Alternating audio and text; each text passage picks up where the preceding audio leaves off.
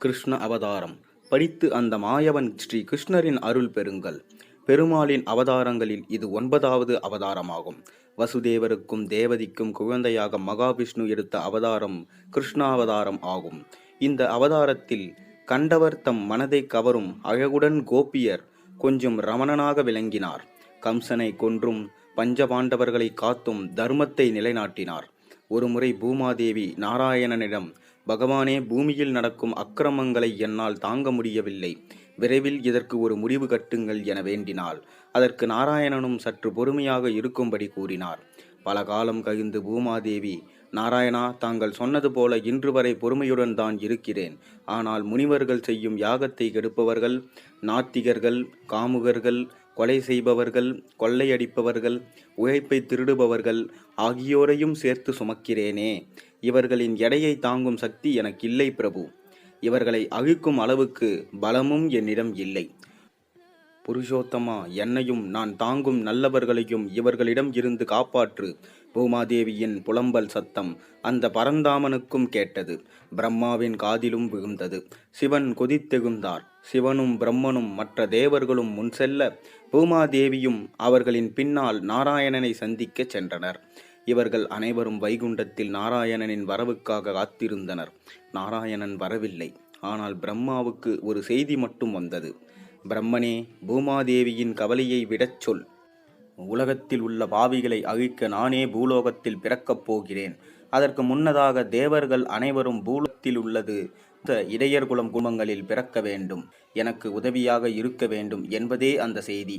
பிரம்மா மகிழ்ந்தார். பூமாதேவிக்கு தகவல் தெரிவித்தார். சிவனும் மற்ற தேவர்களும் மகிழ்ந்தனர். தங்கள் இருப்பிடங்களுக்கு சென்றனர். எல்லா தேவர்களும் யதுகுலத்தில் அவதரித்தனர். யதுகுலத்தின் அரசனாக இருந்தவர் சூரசேனன். இவரது புத்திரன் வசுதேவர். இவருக்கு தேவகர் என்பவரின் மகள் தேவகியை பின்பார்த்து நிச்சயமாயிற்று. தேவகரின் அண்ணன் உக்கிரசேனன் போஜகுல மக்களின் ராஜாவாக இருந்தார். அவருக்கு ஒரு மகன், பெயர் கம்சன். தேவகி கம்சனின் சித்தப்பா மகள். கம்சன் தோற்றத்தால் தான் மனிதனே தவிர உள்ளத்தால் அசுரன். ஒரு சுபமுகூர்த்த வேளையில் தேவகியை கைப்பிடித்தார் வசுதேவர். தேவகிக்கு ஏகப்பட்ட சீர்வரிசையை அள்ளி கொடுத்தார் தேவகர். திருமணம் முடிந்தவுடன் மணமக்களை மணமகளின் சகோதரன் அவளுக்கு புகுந்த வீட்டில் கொண்டு விடுவது அக்கால வழக்கம். தேவகிக்கு உடன் பிறந்த சகோதரர்கள் இல்லை என்பதால் பெரியப்பா மகன் கம்சன் தன் தங்கையை தேரில் அழைத்து சென்றான். மின்னல் வேகத்தில் குதிரைகள் பறந்து கொண்டிருந்தன. அப்போது வானம் அதிர்ந்தது. அங்கிருந்து ஒரு குரல் எழுந்தது. நில்லு கம்சா! போஜகுலத்தின் இளவரசனை இவ்வளவு தைரியத்துடன் பெயர் சொல்லி ஒருமையில் அழைத்து தடுத்து நிறுத்திய மாயக்குரலே, யார் நீ என்ற கம்சனுக்கு பதிலாக பயங்கர சிரிப்பொலி வானிலிருந்து எழும்பியது. மூடனே, யமனுக்கு யாராவது தேரோட் உன்னை போல் மடையர்கள்தான் உண்டா? யார் அந்த யமன் என்கிறாயா? சகோதரியின் வயிற்றில் பிறக்கப் போகும் 8வது குழந்தைதான் அது. குரல் அடங்கிவிட்டது. கம்சன் ஆவேசமானான். அத்தனை நாளும் ஊட்டி வளர்த்த அன்பு தங்கையுடன் விளையாடிய காலத்தை அவன் மறந்தான். அவளுக்கு அன்றுதான் திருமணமே நடந்திருக்கிறது என்பதையும் அவன் மறந்தான்.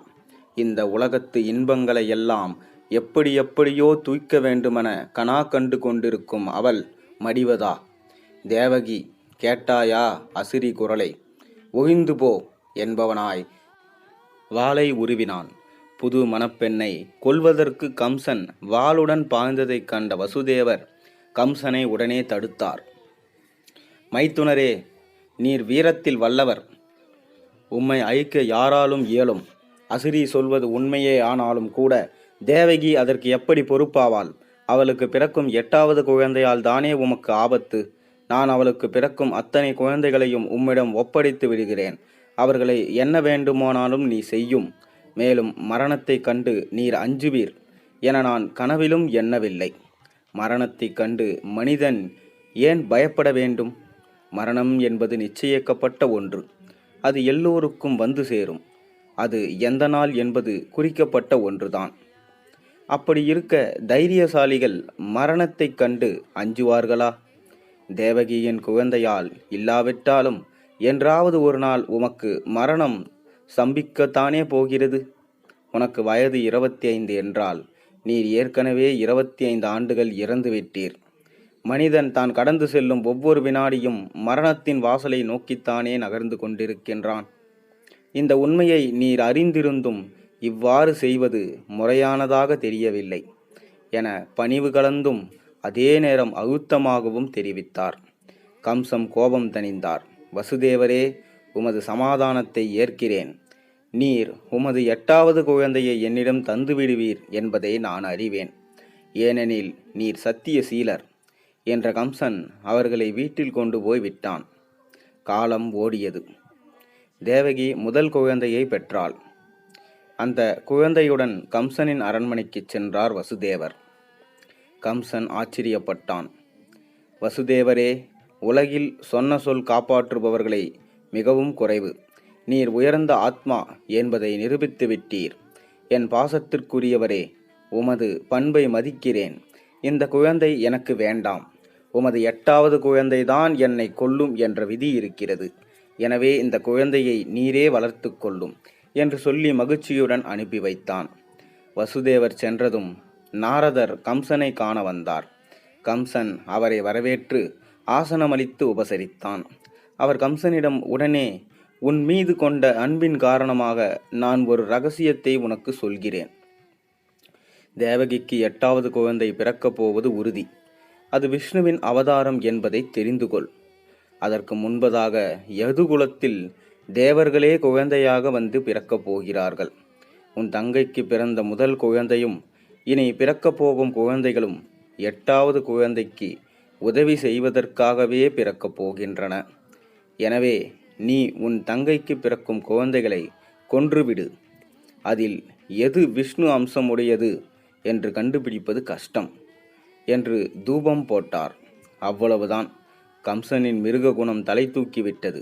நாரதரே, காலம் முழுவதும் நாம் உனக்கு கடமைப்பட்டவன். இனி என்ன செய்ய வேண்டும் என்பது எனக்கு தெரியும் என்றான். யாரங்கே? உடனே வசுதேவரையும் தேவகியையும் கைது செய்து பாதாள சிறையில் அடையுங்கள் என்றான். சில மணி நேரத்தில் வசுதேவரும் தேவகியும் சிறையில் தள்ளப்பட்டனர். வசுதேவருக்கு பிறந்த குழந்தைகள் அஷ்டவசுக்கள் எனப்பட்டனர். இவர்கள் ஒரு சாபத்தின் விளைவாக பூமியில் பிறந்து உடனே இறந்து இறைவனை அடைய விரும்பினர். அதன்படி அவர்களின் 6 பேர் இறையடி சேர்ந்து விட்டனர். இப்படி இருக்க 7வது குழந்தையாக தேவகியின் வயிற்றில் பிறக்க கிருஷ்ணர் தன்னை தாங்கும் அனந்தனை நாகத்தை அனுப்பி வைத்தார். கிருஷ்ணர் அவதாரத்துக்கு முந்தைய அவதாரத்தில் அனந்தன் ராமனின் தம்பி லட்சுமணனாய் பிறந்து சேவை செய்தார். அதற்கு நன்றி சொல்லும் வகையில் இப்பிறப்பில் தனது அண்ணனாக அனந்தனை அனுப்ப முடிவெடுத்தாராம் பரமாத்மா. இவரே பலராமர் எனப்பட்டார். கிருஷ்ணரிடமே பல மாயாசக்திகள் உண்டு என்றும் அதில் ஒரு சக்தியே அனந்தனாகிய பலராமர் என்றும் அதி தீவிர கிருஷ்ண பக்தர்கள் சொல்வார்கள். அதாவது இறைவனை யாராலும் தாங்க முடியாது, அவரே தன்னை தாங்க முடியும். எனவே கிருஷ்ணரே அனந்தனாகிய பாம்பு வடிவத்தில் இருந்தார் என்றும் சொல்வதுண்டு. இதே கிருஷ்ணருக்குள் இன்னொரு பெண் சக்தியும் அடங்கி கிடந்தது. அவளுக்கு யோகமாயை என பெயர். அவளை கிருஷ்ணர் வர வைத்தார். மாய பூலோகம் செல் மதுராபுரி சிறையிலே தேவகியும் வசுதேவருக்கும் சிறைப்பட்டு கிடக்கின்றனர். அவர்களின் வயிற்றில் நான் அவதரிக்கப் போகிறேன். அதற்கு முன்னதாக எனது மற்றொரு சக்தியான அனந்தன் தேவகியின் வயிற்றுக்கு போய்விட்டான். நீ யதுகுலத்தின் தலைவரும் கோகுலத்தில் வசிப்போருமான நந்தகோபாலனின் மனைவி யசோதையின் கருவில் உருவெடு. சில காலம் கழித்து நீ தேவகியின் வயிற்றில் உள்ள கருவை மாய சக்தியால் அகற்றி வசுதேவரின் இன்னொரு மனைவியான ரோகிணியின் வயிற்றுக்கு மாற்றிவிடு. பின்னர் நடப்பதை நான் பார்த்து கொள்கிறேன் என்றார்.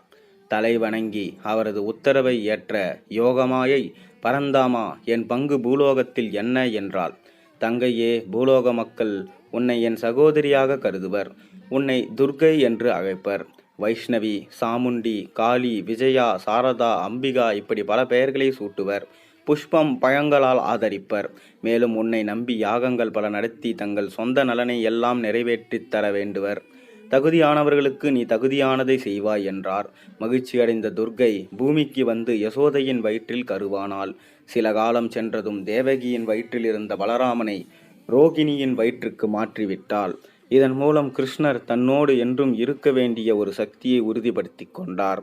பலராமனின் கரு பலவந்தமாக இன்னொரு பெண்ணின் வயிற்றுக்கு ஈர்க்கப்பட்டதால் அவரை ஆகர்ஷணன் என்றும் ரமணன் என்றும் சொல்வார்கள். அவரை யார் உளமாற நினைக்கிறார்களோ அவர்களுக்கு அவரே குழந்தையாவார் என்பது இதன் உட்கருத்து. 6 குழந்தைகளை கொன்ற பாவமும் ஒரு குழந்தையை கர்ப்பத்திலேயே கலைத்து போவதும் தன் மூலம் தேவகிக்கு ஏற்பட்ட பயமே என்பதால் அதையும் 7வது கொலையாக கருதி அதனால் தனக்கு துன்பம் விளையுமோ என்று அச்சமும் கொண்டிருந்தான் கம்சன். கிருஷ்ணர் தேவகியின் கர்ப்பத்தில் இருந்தார். ஒரு நன்னாளில் குழந்தை பிறந்தது. பிறந்த குழந்தையை வசுதேவர் பார்த்தார். பரவசத்தின் உச்சிக்கே போய்விட்டார். ஆம், குழந்தையின் கைகளில் சங்கு, சக்கரம், தாமரை, கதாயுதம் ஆகியவை இருந்தன. மஞ்சள் பட்டு உடுத்தி ஆபரணங்களும் அணிந்திருந்தான். சின்னக்கண்ணன் பிறந்த குழந்தைக்கு 4 கைகள், ஆடை, ஆபரணம், இதெப்படி சாத்தியம்? தன் வயிற்றில் பிறந்த மகன் சாட்சாத் பரமாத்மாவாவே என வசுதேவர் மகிழ்ச்சியில் மூழ்கிப் போனார். தேவகி வைத்த கண் வாங்காமல் திருமாலை ரசித்து தரிசித்து கொண்டிருந்தாள். கடவுளை பெற்ற அந்த திருவயிறு குளிர்ந்து போயிருந்த வேளையில் அண்ணன் கம்சன் அவளது நினைவில் ஊசலாடினாள். அவள் அந்த தெய்வ குழந்தையிடம், பரமாத்மா, உலகம் உய்விக்க வந்த விளக்கே, தாங்கள் உங்கள் சொந்த கோலத்தில் எங்களிடம் எப்படி வளர முடியும்? என் அண்ணன் கம்சன் உங்களை கொல்ல திட்டமிட்டிருக்கின்றான். அத்துடன் எங்களையும் அவன் கொன்று விடுவான். என்னை திருமணம் செய்த பாவத்திற்காக என் கணவர் உயிர் விடுவது எவ்வகையில் நியாயம்? தாங்கள்தான் இதற்கொரு வழி சொல்ல வேண்டும் என பிரார்த்தித்தாள். அந்த கணமே குழந்தை பெருமாள் விஸ்வரூபம் எடுத்தார். என்னை பெற்ற புண்ணியவதிக்கும் என் தந்தை வசுதேவருக்கும் நமஸ்காரம். தாயே, முன்னொரு பிறவியில் தந்தை வசுதேவர் சுதபா என்ற பெயரில் ஒரு நாட்டின் மன்னனாக இருந்தார். தாயான நீ பிருச்சினி என்ற பெயருடன் அவரது மனைவியாய் இருந்தாய். அப்போது இந்த பூவுலகில் மக்கள் தொகை குறைந்தது. இதனால் கலவரமடைந்த பிரம்மன் உன்னை அணுகி மக்கள் தொகையை அதிகரிக்க உதவ வேண்டும் என்றான். ஆனால் நீயும் சுதபாவும் 5 புலன்களையும் அடக்கி விரதம் ஒன்றை அனுஷ்டித்து கொண்டிருந்தீர்கள். இதனால் பிரம்மாவுக்கு நீங்கள் கட்டுப்படவில்லை. கோபமடைந்த பிரம்மன் புயலை உருவாக்கி தவத்தை கெடுக்க முயன்றான். ஆயினும் உங்களை இயற்கை கூட ஒன்றும் செய்ய முடியவில்லை. ஏனெனில் உங்கள் இதயம் பரிசுத்தமாக இருந்தது. பரிசுத்தமான மனம் எங்கே உள்ளதோ அங்கே இயற்கை பாதிப்பை ஏற்படுத்தாது. இப்படி 12,000 தேவ ஆண்டுகள் விரதம் அனுஷ்டித்தீர்கள். உங்கள் மனம் முழுவதும் என்னை பற்றிய சிந்தனையே தவிர வேறு என்றும் இல்லை. அப்போது நான் உங்களுக்கு காட்சி தந்து என்ன வரம் வேண்டுமென கேட்டேன். நீங்கள் வைகுண்டம் வர விரும்புகிறீர்கள் என எண்ணினீர்கள். ஆனால் நீயோ, பரமாத்மா, நீ என் வயிற்றில் பிள்ளையாக பிறக்க வேண்டும் என்றாய். நானும் சம்மதித்தேன். அதன் பின் நீங்கள் தவ வாழ்க்கையை நிறுத்திவிட்டு இல்லறத்தில் புகுந்தீர்கள். நான் உங்கள் வயிற்றில் பிருச்சனி கற்பா என்ற பெயரில் மகனாய் பிறந்தேன். அடுத்த பிறவியில் நீங்கள் காஷ்யபர் அதிதி என்ற தம்பதியாய் பிறந்தீர்கள். அந்த பிறவியில் நான் உபேந்திரன் என்ற பெயரில் உங்களுக்கு பிறந்தேன். இப்போது கிருஷ்ணரின் என்ற பெயரில் பிறந்திருக்கிறேன். நீங்கள் வைகுண்டம் வந்துவிட வேண்டியதுதான். பல பிறவிகளில் என்னை அன்புடன் மகனாய் வளர்த்த உங்களுக்கு நான் மிகவும் கடமைப்பட்டுள்ளேன். கம்சனிடமிருந்து உங்களை காப்பது என் கடமை. நீங்கள் உடனே என்னை கோகுலத்திற்கு எடுத்துச் செல்லுங்கள். அங்கே வசுதேவரின் நண்பர் நந்தகோபாலனுக்கு பிறந்துள்ள பெண் குழந்தையை இங்கே கொண்டு வந்து விட்டுடுங்க. என்னை நந்தகோபரின் மனைவி யசோதையிடம் கொடுத்து வளர்க்க சொல்லுங்கள். மற்றதை நான் பார்த்து கொள்கிறேன் என்று சொல்லிவிட்டு சாதாரண குழந்தையாக அவர் உருமாறிவிட்டார். பின்னர் ஒரு குழந்தை பிறந்துள்ள நினைவும் தன்னை கோகுலத்திற்கு கொண்டு போக சொன்னதையும் தவிர மற்ற எல்லாவற்றையும் தன் தாய் தந்தைக்கு மறக்க செய்துவிட்டார் ஸ்ரீகிருஷ்ணர். கனவிலிருந்து விழுத்தவர் போன்ற வசுதேவர் குழந்தை எடுத்து போகும் ஏற்பாட்டை செய்தார். அவர் குழந்தையை தொட்டாரோ இல்லையோ, கையிலிருந்த விலங்குகள் கழன்று விட்டன. சிறை கதவுகள் தானாக திறந்தன. காவலர்களோ மயக்கம் வந்தது போன்ற தூக்கத்தில் கிடந்தனர். அங்கு கிடந்த ஒரு பழைய கூடையில் தன் அங்க வஸ்திரத்தை விரித்தார். குழந்தையை அதற்குள் வைத்தார். பெண் குழந்தையை பெற்றிருந்த யசோதை மயக்கத்திலிருந்து எழவில்லை. அவளுக்கு தனக்கு குழந்தை பிறந்து விட்டது என்ற உணர்வு இருந்ததே தவிர என்ன குழந்தை பிறந்தது என்று பார்ப்பதற்குள் மயக்கமாகிவிட்டாள். சப்தமின்றி வசுதேவர் கண்ணனை யசோதையின் அருகில் கிடத்தினார். பெண் குழந்தையை எடுத்து கூடையில் வைத்து கொண்டு சிறைக்கு வந்து சேர்ந்தார். சந்தேகமின்றி இருக்க விலங்குகளை பூட்டிக் கொண்டார். குழந்தை வீறிட்டு அழவே காவலர்கள் விகுத்தனர். தேவகிக்கு குழந்தை பிறந்து விட்டதென்ற செய்தி கம்சனுக்கு பறந்தது. மிகப்பெரிய வாளுடன் வசுதேவர் பூட்டப்பட்டிருந்த அறைக்குள் புகுந்தான் கம்சன். என் உயிரை குடிக்க வந்த அந்த யமன் எங்கே? அவனுக்கு யமனாய் நான் வந்திருக்கிறேன் என்ற கம்சனின் பாதத்தில் விழுந்தாள் தேவகி.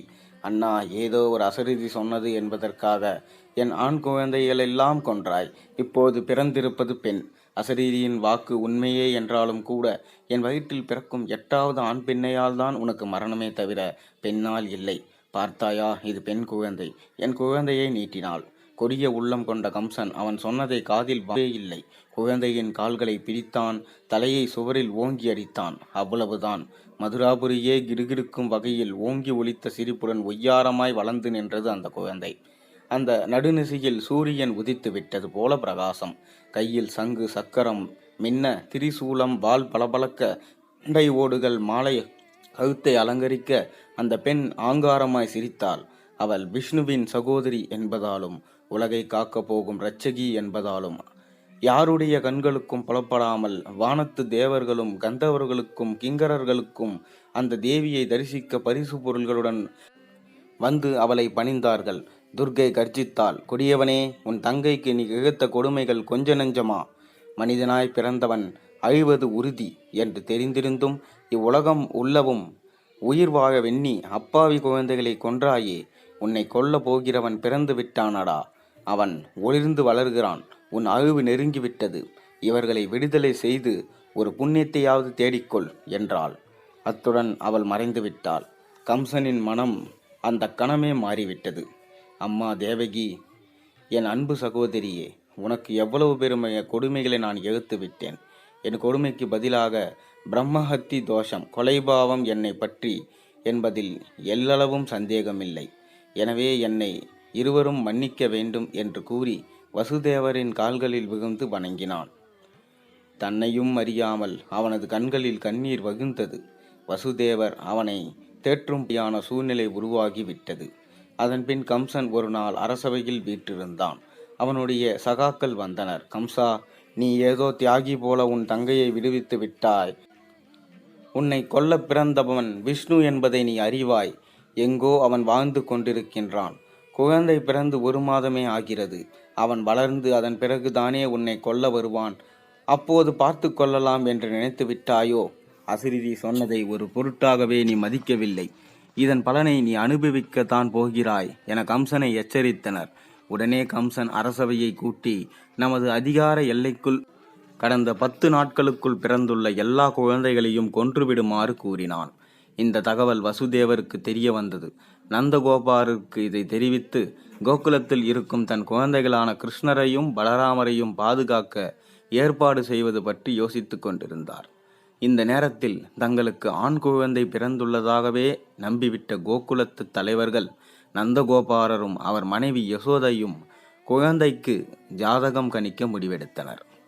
தன் மகன் கிருஷ்ணரின் ஜாதக கணிப்பு திருநாளை மலை போல் செல்வத்தை குவித்து வைத்து கொண்டாடினார் நந்தகோபாரர். பசுக்களையும் பொன்னையும் நவரத்தினங்களையும் தகுதியானவர்களுக்கு தானம் செய்ய வேண்டும் என வேதம் சொல்கிறது.